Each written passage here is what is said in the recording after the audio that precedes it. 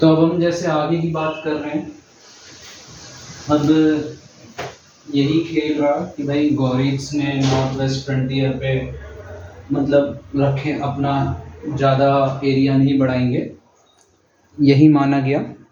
और आगे taken for granted वाली सिचुएशन रख दी पृथ्वीराज ने, है ना। इसका नुकसान at the end battle of Tarain में हुआ, सेकेंड वाली में। यहाँ पे मोहम्मद गौरी 120,000 मतलब 120,000 मतलब 1,20,000 सोल्जर्स लेके आया था, और फुली आर्मर्ड थे और इक्विप्ड थे।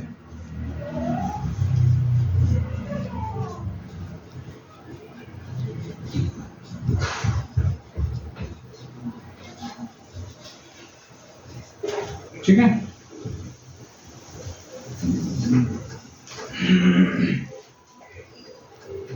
पृथ्वीराज का सीन ये था कि उसकी एक्सपेंशनिस्ट जो टेंडेंसीज थी ना,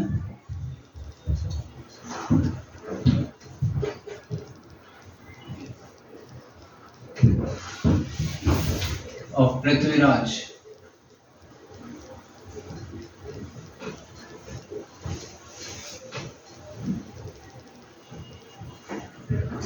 had annoying सिचुएशन में ला दिया था नेबरिंग स्टेट्स के लिए अपनी, जिसकी वजह से अलायंस नहीं जोड़ पाया वो ज्यादा। और उसी तरफ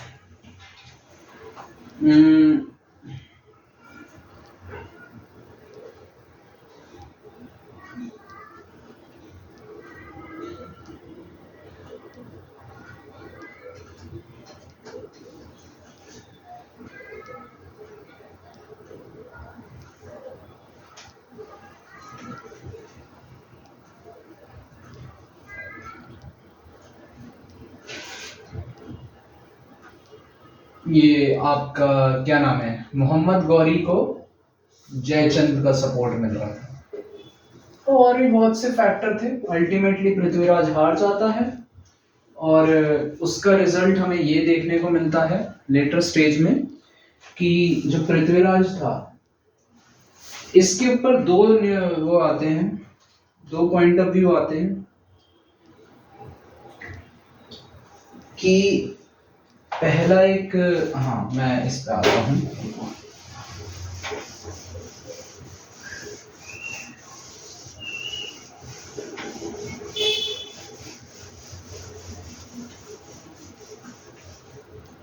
बारह सौ छह में, ओ सॉरी 1206 पे नहीं जाते, एक point of view Hasan Nizami करके एक वो थे आपके हिस्टोरियन, उनका कहना था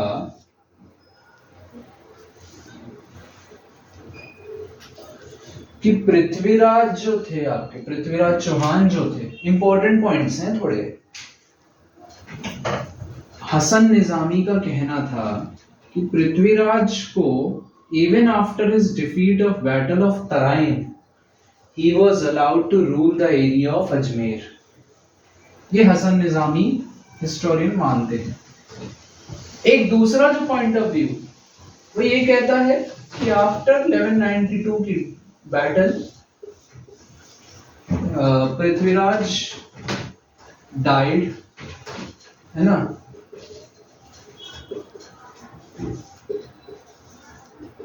है ना।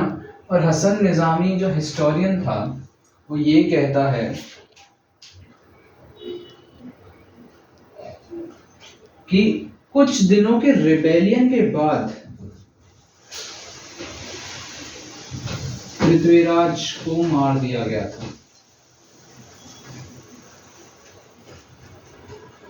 अजमेर में रहने के बाद भी वो जब रेबेलियन कर, ये हसन निजामी का मानना था। तो ये बैटल ऑफ तराइन का हमें एक ओवरलुक मिलता है। यहीं से अब हम जो थोड़ा ना बात करेंगे कि भाई राजपूत जो थे आपके, इनके हार जाने के कारण क्या रहा और टर्किश क्यों जीते? रीजंस बिहाइंड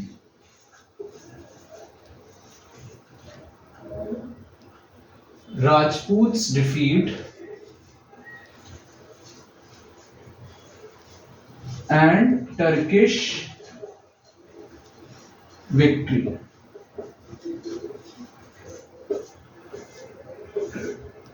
ठीक है,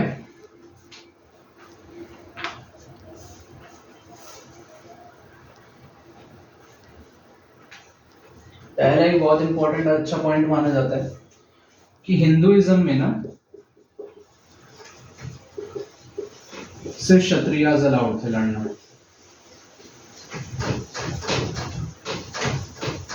क्षत्रियों का ही लड़ना अलाउड था। हैम्परिंग ऑफ यूनिटी हुई इससे।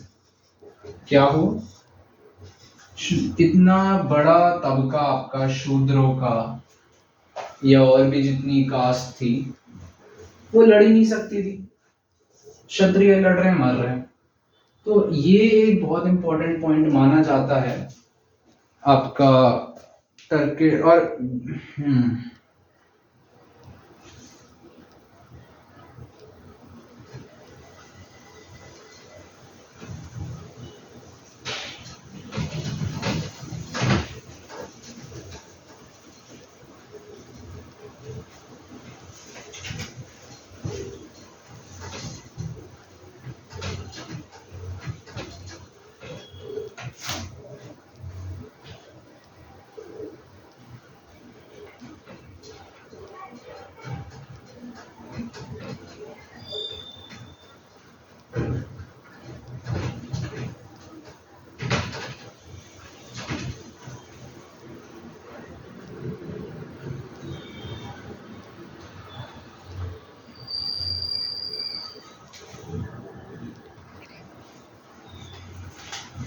तुम जैसे अब आगे की बात करने जा रहे हैं,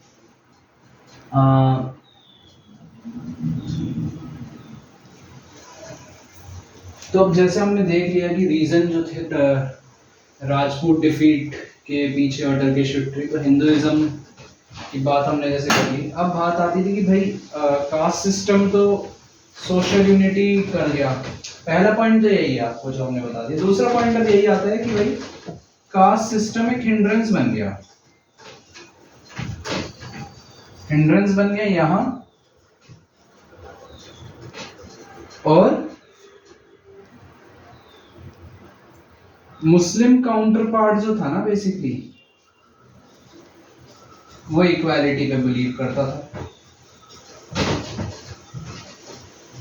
ये सब इंपॉर्टेंट है।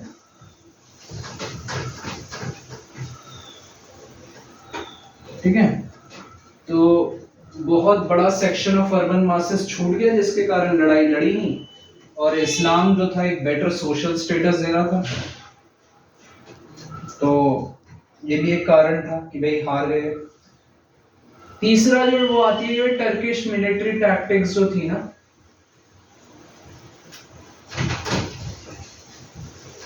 ये मिलिट्री टैक्टिक्स और टेक्नोलॉजी जो था आपका मामला जो था, ये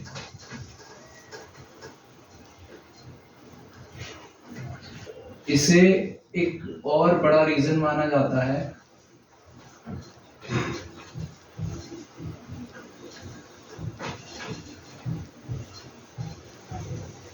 बिहाइंड सक्सेस।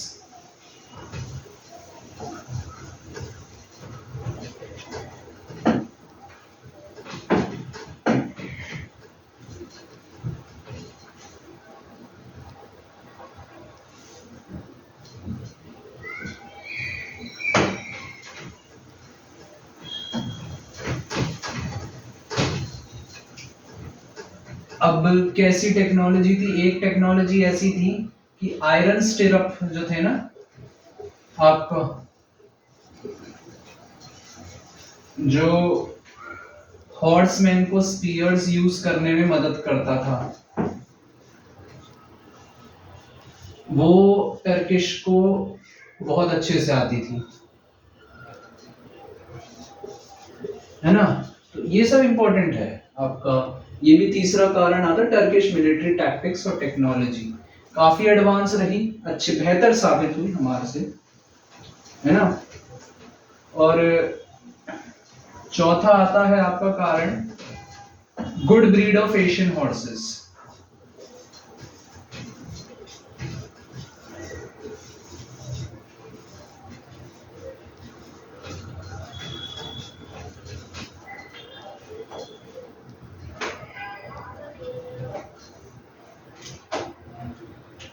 इसको भी एक रीजन माना जाता है मिलिट्री एफिशिएंसी के लिए टर्क्स की, good breed of Asian horses.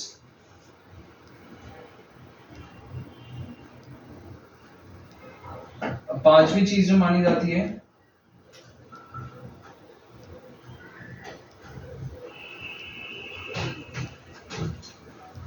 Disunity in upper Ganga valley. Upper Ganga valley में एक भी राजा एक दूसरे का साथ नहीं दे रहा था, या आपस में ही लड़ रहे थे। राजपूतों में अपने इंटरनल कॉन्फ्लिक्ट्स थे, जिसके कारण ये भी एक साबित हुआ, जिसकी वजह से हार गए। और आगे अगर बात करें छठे कारण की, तो इसमें एक हिस्टोरियन जिनकी काफी किताबें फेमस है, सतीश चंद्रा। छठा रीजन इंपॉर्टेंट है कि in spite of not being inferior in numbers, in spite of not being inferior in numbers,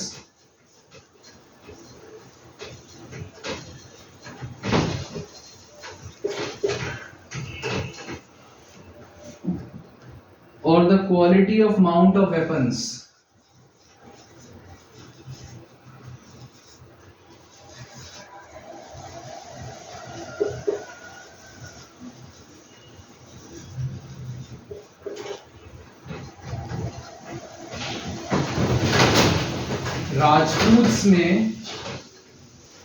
Rajputs lacked proper organization and leadership। ये बहुत इंपॉर्टेंट पॉइंट है, क्योंकि ये एक अच्छे हिस्टोरियन सतीश चंद्रा जी ने बताया है।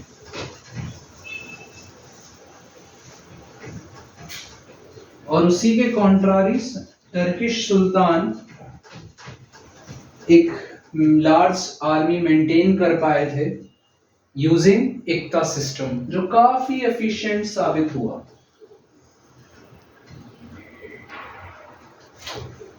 उसके अलावा अब सातवें कारण की बात आती है।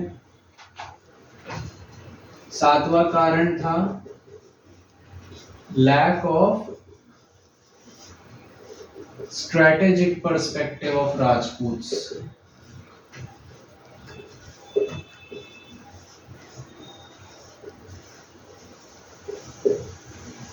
स्ट्रेटेजिक पर्सपेक्टिव जो था राजपूत का, वो ना होना भी एक बहुत बड़ी दुविधा मानी गई है लेटर एज।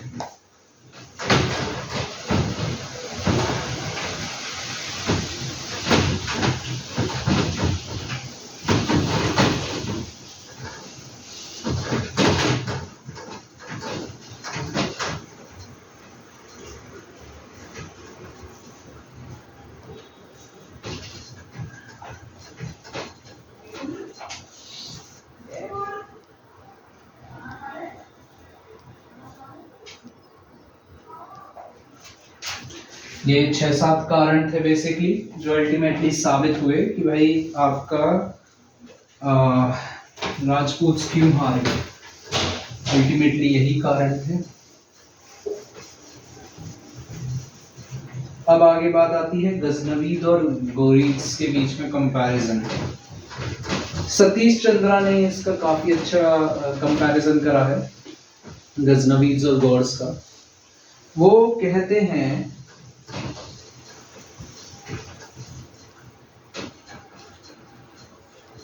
मोहम्मद जो था, कौन सा वाला, गजनवीद वाला, उसे एक बेटर जनरल माना मुइजुद्दीन गौरी से। तो मोहम्मद जो थे आपके, मोहम्मद जो गजनवीद वाले, उनको बेटर माना। क्यों? 27 बार अटैक किया और 27 की 27 बार कुछ ना कुछ बढ़िया से लूट के गए हो। उसकी तरह दूसरी तरफ ही मुइजुद्दीन की तारीफ करता है वो।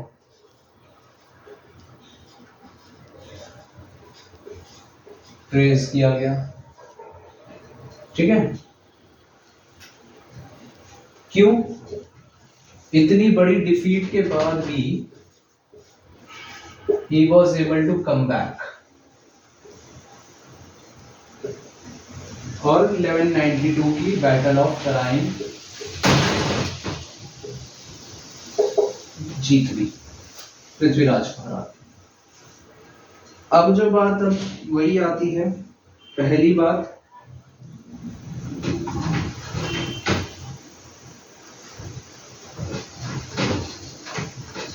कि हालांकि जो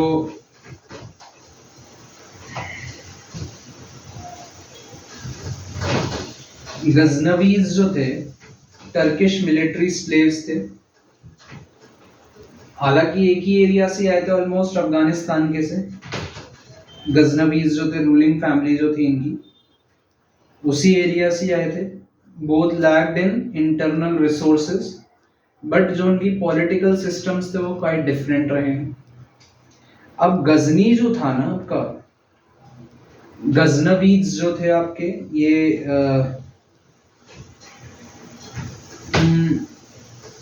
थोड़े ऑर्थोडॉक्स थे।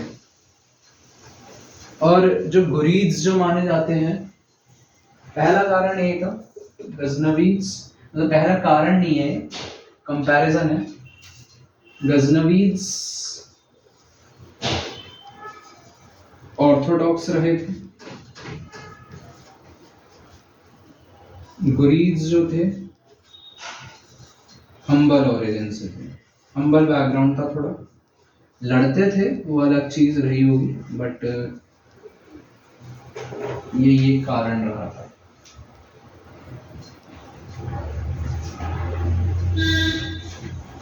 दूसरी चीज,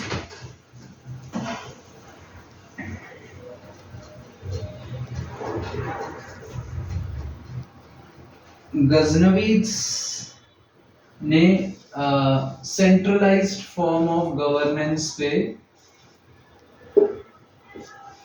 बहुत फोकस किया, whereas जो गुरीज जो थे, इनके पास जो इनकी इतनी सेंट्रलाइज्ड नहीं थी। मामला ये था कि इन्होंने अपने जनरल्स को बहुत ज्यादा तवज्जो दी।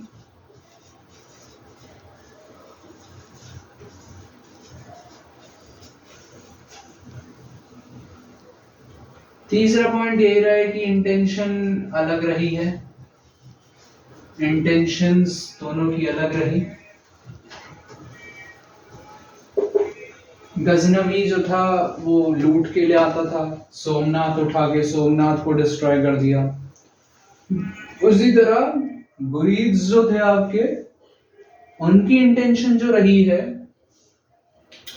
वो रही है कि भाई कॉन्केस्ट करने के लिए। गुरीद्स के बाद ज्यादा वो रहा कॉन्केस्ट, है ना। तो ये तो यूनिट 6 यहाँ पे खत्म हो जाती है आपकी, है ना। तो एक गजनवीद और गौरीद, इन सब की एक शुरुआत का हमें पता चल चुका है ना। ये हमें बेसिक पता चल चुकी है गजनवीद और गौरीद के बारे में, हम जो जितना जान चुके हैं। अब बात आती है, अब हम यूनिट 7 की पढ़ाई करेंगे थोड़ी सी, social cultural and technological aspects.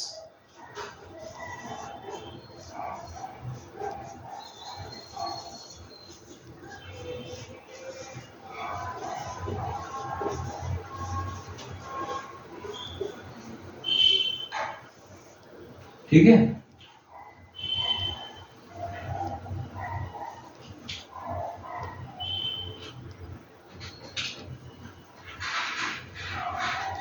अब बेसिकली हम जब डिस्कशन करेंगे कि भाई क्या क्या एस्पेक्ट्स रहे अलग अलग उसमें फॉर्म में,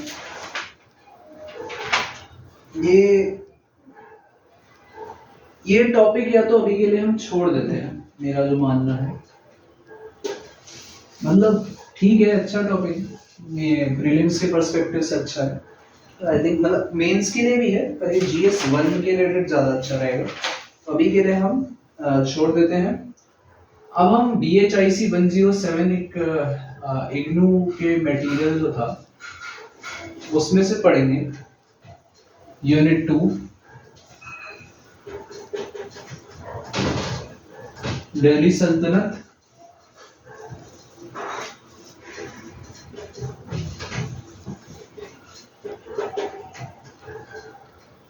कंसोलिडेशन और एक्सपेंशन।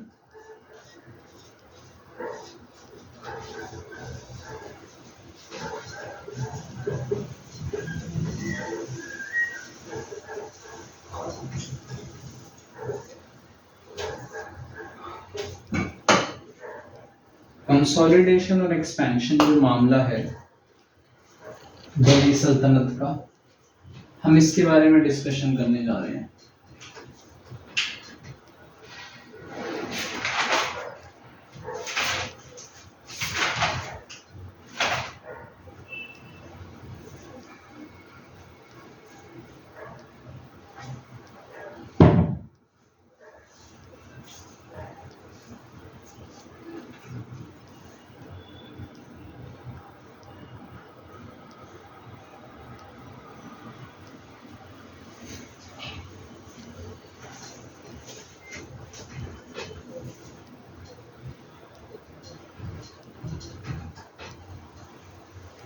कॉन्फ्लिक्ट और कंसोलिडेशन की जैसे बात आती है,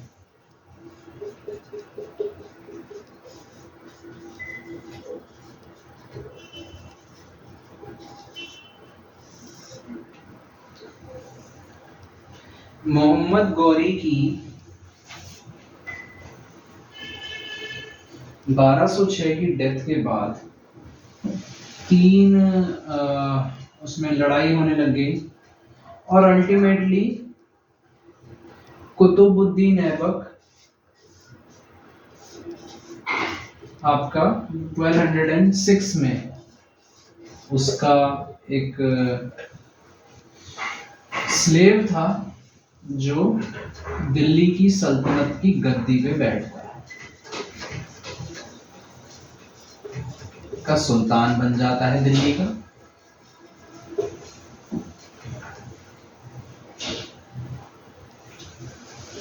ज्यादा लंबा पीरियड रहता नहीं है, 1206 से लेकर 1210 के बीच में इसका राज चलता है और दिल्ली से इसने अपनी कैपिटल लाहौर में शिफ्ट कर ली थी।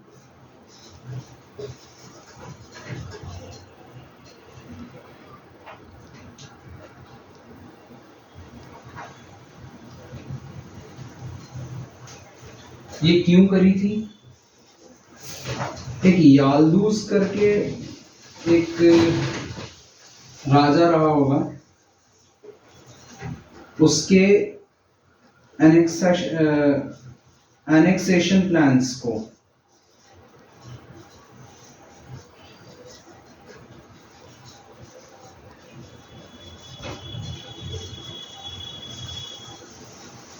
रोकने के लिए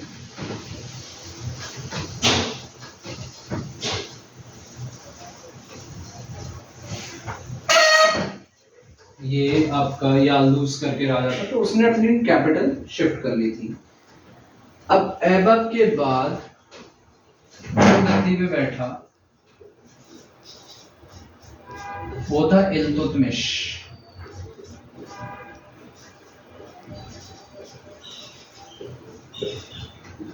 ये थोड़ा लंबा बैठा, 1210 से लेकर 1236 तक, अच्छा राजा था। सल्तनत इसने रीएस्टैब्लिश करी।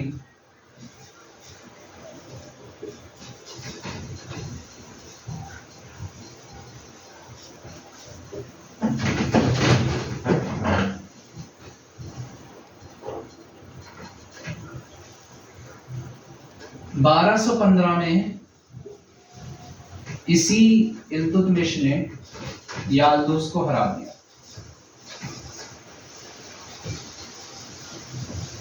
और लाहौर पे अपना जनरल बिठा दिया। ठीक है। अब मंगोल प्रेजेंस जो थी उसने इल्तुतमिश के प्लान को थोड़ा सा परेशान कर रखा था, क्योंकि इल्तुतमिश की जो मेन वो थी इंटेंशन, वो थी आपका जो नॉर्थ वेस्ट फ्रंटियर था ना, उसे अपने हाथ में लेना था उसे। तो मंगोल जो थे हमेशा इस एरिया पे अपना आधिपत्य जमाए बैठे हुए थे। तो ये एक उसके लिए बड़ी परेशानी थी।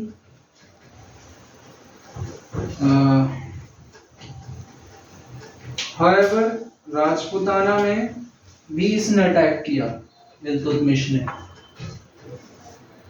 राजपूताना में अटैक करा इसने। मंगोल के थ्रेट के कारण वो ज्यादा इधर छेड़छाड़ नहीं कर पाया नॉर्थ वेस्टर्न प्रोविंस। तो चंगिस खान का राज था तो परेशानी थी, ऑफ कोर्स सी बात है, वो बहुत ब्रूटल था।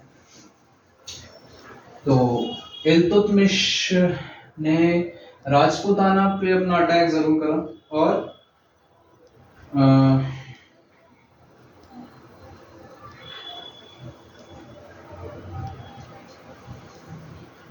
क्या क्या इसने कब्जा लिया राजपूताना से?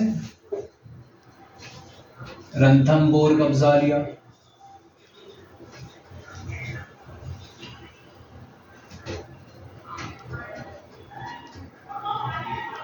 जल्लोर कब्जा लिया और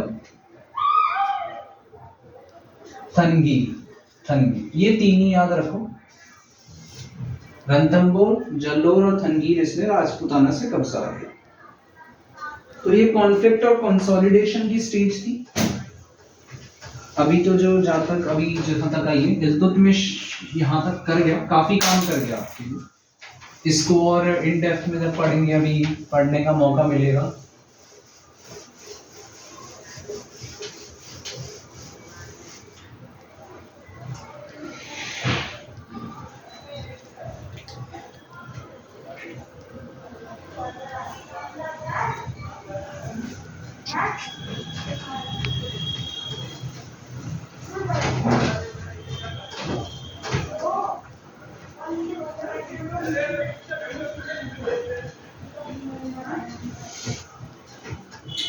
अब इल्तुतमिश की जब डेथ हो जाती है, बेसिकली इल्तुतमिश की डेथ के बाद बहुत सारे फैक्शंस बढ़ जाते हैं टर्क्स में। टर्क्स बहुत सारे फैक्शन में बढ़ जाता है। Turks divided into various factions.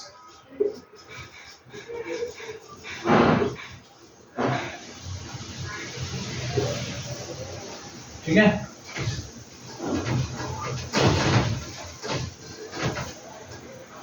और इसी बीच इतनी सारी परेशानियों में 30 साल में बहुत उथल पुथल रहती है, डिस्टेबलाइजेशन ऑफ थ्रोन रहता है।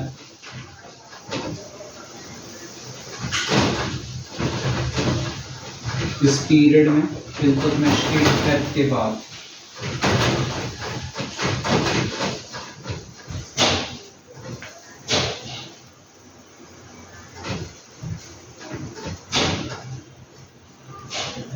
अच्छा, एक बहुत इंटरेस्टिंग तथ्य बता देता हूँ फॉर योर नॉलेज।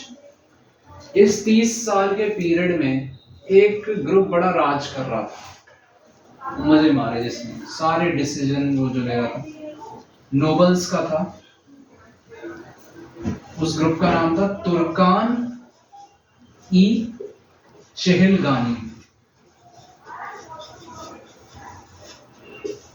तुर्कानी चहलगानी करके नाम का एक ग्रुप, 30 साल तक जिसने यार नाम आपका राज किया बेसिकली, और अल्टीमेटली पावर पे उभर के आया और 30 साल तक तो इसका मामला ठीक रहा।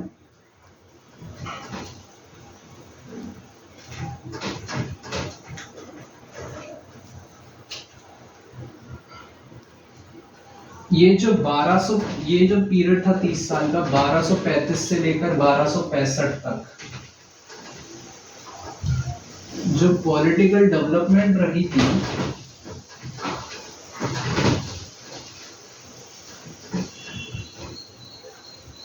Political development revolved around military और क्राउन। मिलिट्री एरिस्टोक्रेसी और क्राउन के बीच में ये पॉलिटिकल चलते रहते थे।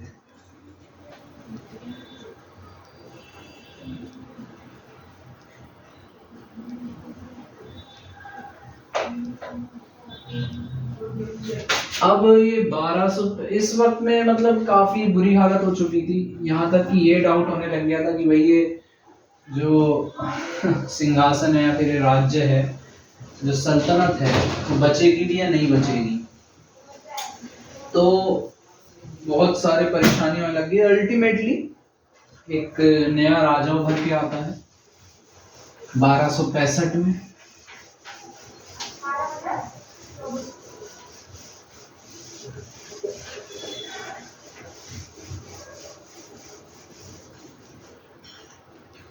बलबन,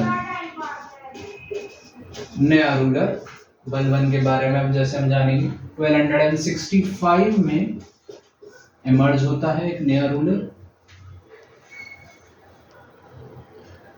अब इसने क्या करा, इसके उसमें दो मेन ऑब्जेक्टिव्स थे।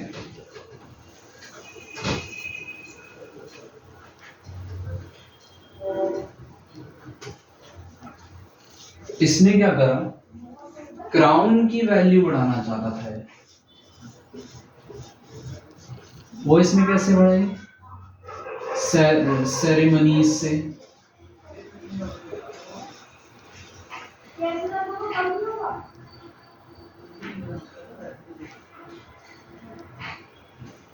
और इसने एक और काम करा, ससानीद जो ट्रेड्स थे या आपकी ससानीद ट्रेडिशंस जितने भी थे, उसे दरबार में या फिर अपने कोर्ट में इनकलकेट कर लिया। बेसिकली एक रॉयल अथॉरिटी एस्टैब्लिश करना चाहता था वो, तो नए नए पैतरे अपना रहा था बलबन।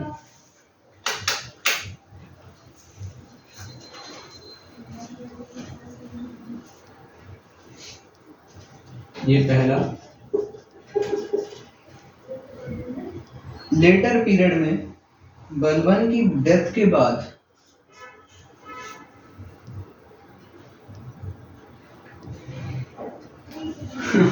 फिर लड़ाई शुरू हो गई, जिसने मेन दो काम करे और अच्छा रूल संभाला। 1290 तक, फिर 1265 के बाद, जो 1265 से लेकर आई थिंक 1286 के अराउंड तक इसने राज किया बलबन ने। 1290 में ओवरऑल जब सब कुछ खत्म हो गया, तो जलालुद्दीन खिलजी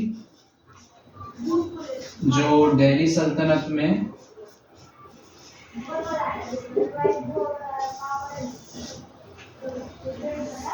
एक नोबल था,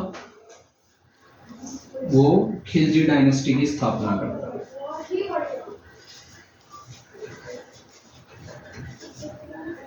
1290 में 1290 में इसकी स्थापना हो जाती है खिलजी डायनेस्टी की।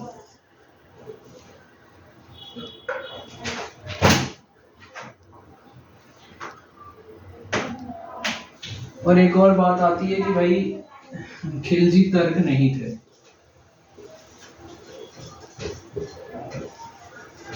टर्क्स नहीं थे खिलजी।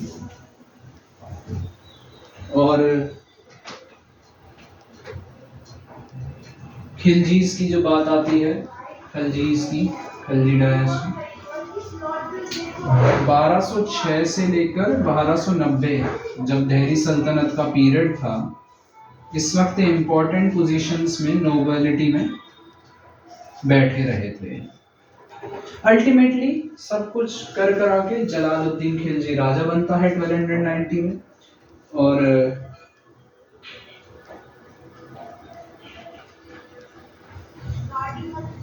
अच्छा, उसी वक्त में ही जैसे 1206 में से 1290 के बीच का जो पीरियड था, एक एग्जांपल दे देते हैं, अच्छी पोजीशन पे थे तो यही एक इनका ही एक काफी फेमस बख्तियार खिलजी आपने बहुत सुना होगा, जिसने नालंदा डिस्ट्रॉय कर दी थी। ये बंगाल का मुक्ति बनाया गया था उसी टाइम में। तो ये सारी क्रोनोलॉजी अभी तक रही है।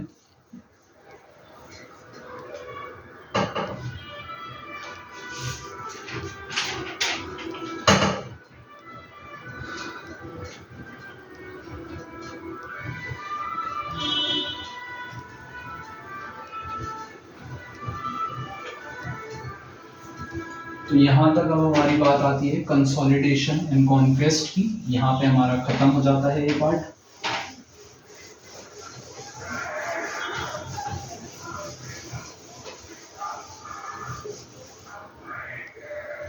बहुत इन डेप्थ में हम पढ़ने को बहुत बहुत कुछ मिलेगा। धीरे धीरे बहुत सारे रिविजन्स चलते रहेंगे, बहुत कुछ है, no need to worry.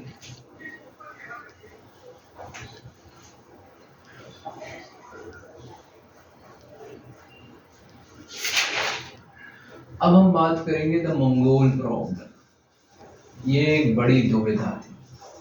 Mongols बड़े परेशानी साबित हो रहे थे इन तुर्कों के लिए, खिलजियों के लिए।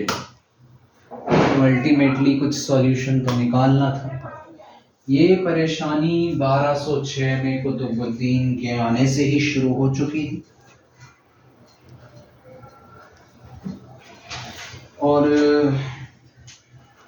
बड़ी परेशानियां रही। इसको भी हम बहुत डेप्थ में बात करेंगे, हालांकि ये बहुत इन डेप्थ में जाने वाला टॉपिक नहीं है।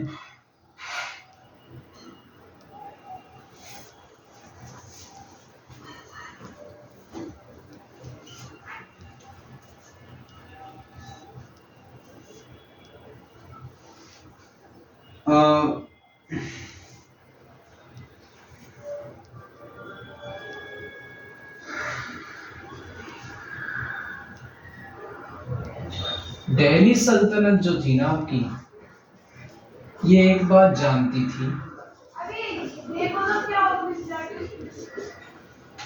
कि जो आपका नॉर्थ वेस्टर्न फ्रंटियर था ना, अभी क्योंकि यहाँ पे मंगोल से बड़ा झगड़ा चलता था इनका। झगड़ा क्या चलता था, मतलब परेशानियां थी। ये एक बात जानते थे कि काबुल, गजनी, कांदाहार फ्रंटियर जो था इनका,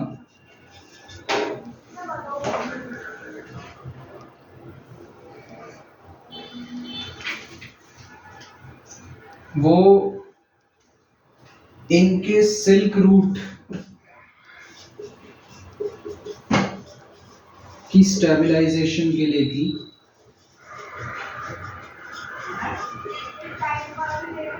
स्ट्रैटेजिकली बहुत इंपॉर्टेंट है।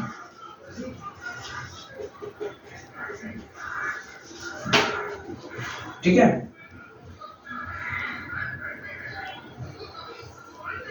पर वही था थ्रेट मंगोल, ये बहुत बड़े स्तर पे चल रहे थे अपना। अब एक जो बात आ जाती है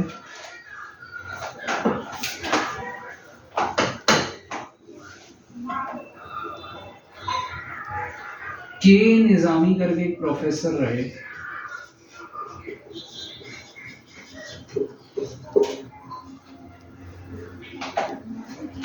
इन्होंने सल्तनत ने कैसे इसको टैकल किया उसे 3 फेजेस में बांटा है इस परेशानी को।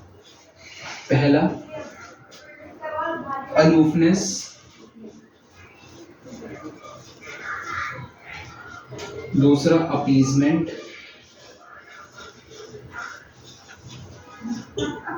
और तीसरा रेजिस्टेंस।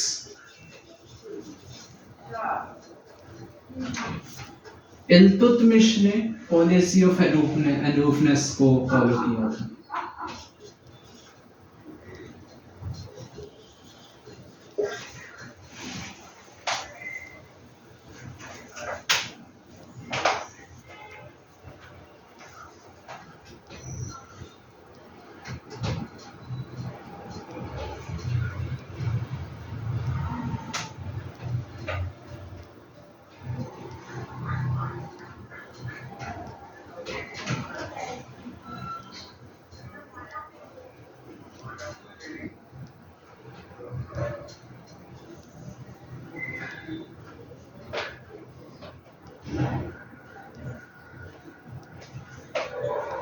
हाँ, अब अलूफनेस तो हो गई, अलूफनेस की स्टेट आ गई।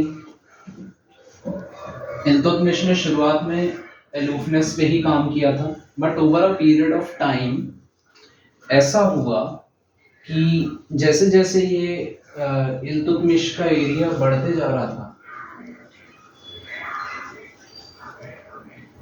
और मंगोल्स का नॉर्थ वेस्टर्न फ्रंटियर प्रोविंस पे भी कब्जा हो रखा था, यहाँ मंगोल्स थे या इंडियंस थे,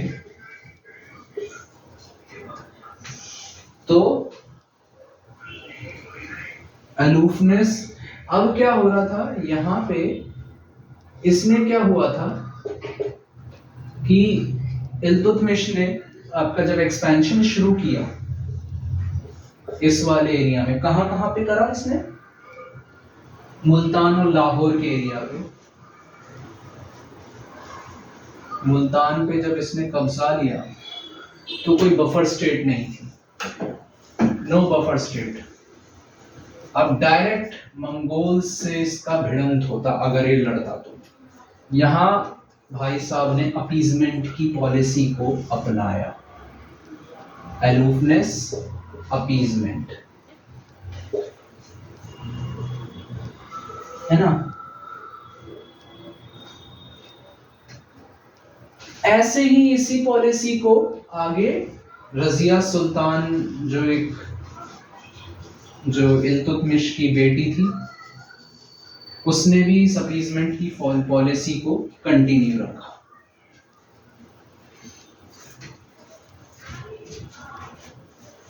और अल्टीमेटली ये फेज चलते रहा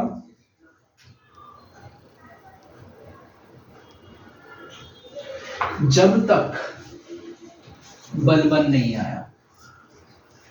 बलबन ने पहली बार रेजिस्टेंस दिखाना शुरू किया मंगोल्स के। चंगेज खान का वक्त खत्म हो चुका था, मामला ठंडा था, मंगोल की पकड़ थोड़ी कमजोर होती जा रही थी, तो बलबन ने धावा बोलना शुरू किया, रेजिस्टेंस दिखानी शुरू करी मंगोल्स के खिलाफ।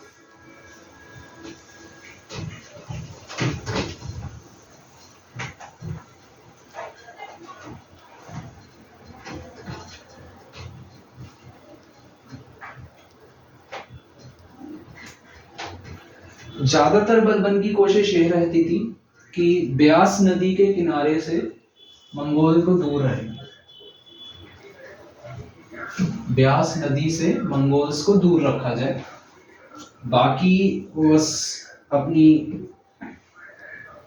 मेन एनर्जी वो अपनी यहीं पे लगा रहा था, ब्यास नदी से दूर रखने को अपने आपको, मुगलैन से, मंगोल से।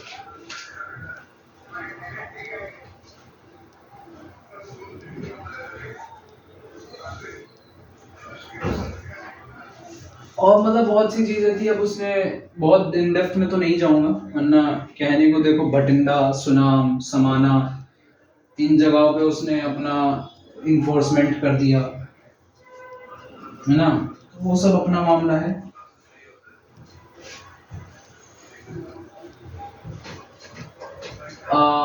और एक और चीज थी, बलवन का बेटा था प्रिंस मोहम्मद, वो हर साल मंगोल्स के खिलाफ कॉन्क्वेस्ट करने जाता था।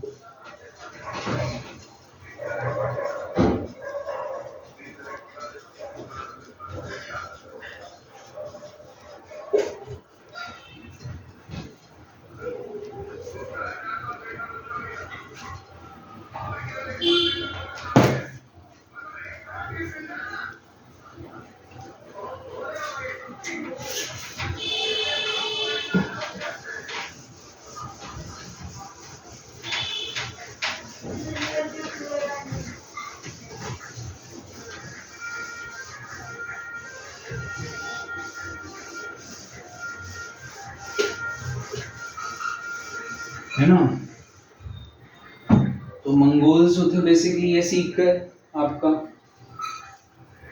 बट अल्टीमेटली क्या हुआ, अलाउद्दीन ने इसका परमानेंट सॉल्यूशन निकालने की कोशिश करी, और उसने एक बहुत बड़ी लार्ज स्टैंडिंग आर्मी को खड़ा किया, है ना, ताकि वो फ्रंटियर फोर्स पर अपनी नजर रख सके। अल्टीमेटली 1306 और 1308 में पूरी तरह अलाउद्दीन खिलजी ने मंगोल्स को रिपल्स कर दिया।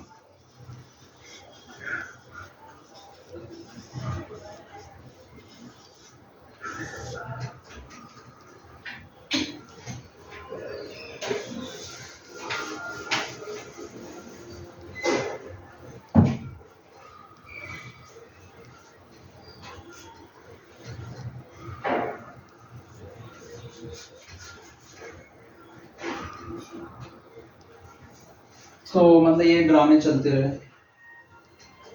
अब बात आती है पॉलिटिकल कॉन्क्वेस्ट ऑफ, मेरे हिसाब से अब आई थिंक आज का इतना ही बहुत है।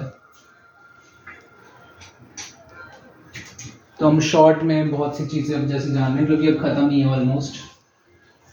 हमने आज क्या क्या पढ़ लिया, हमने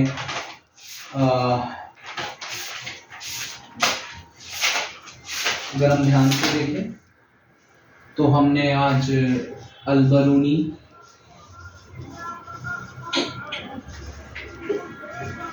रजत रंगीनी,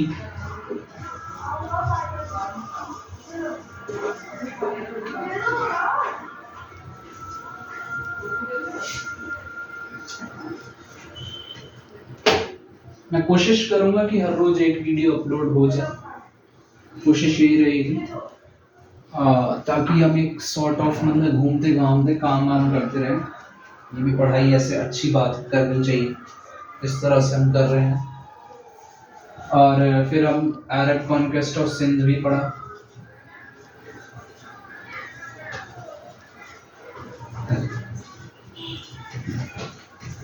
फिर गजनवीज और गुरीज को पढ़ा।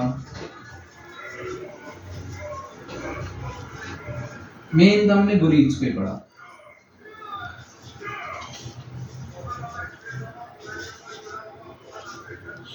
बैटल ऑफ तराइन, ये चीज हमने पढ़ी। उसके अलावा क्या पढ़ा हमने,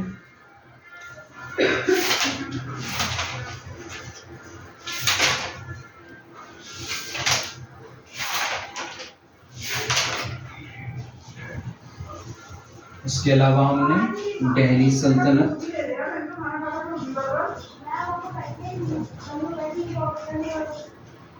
कंसोलिडेशन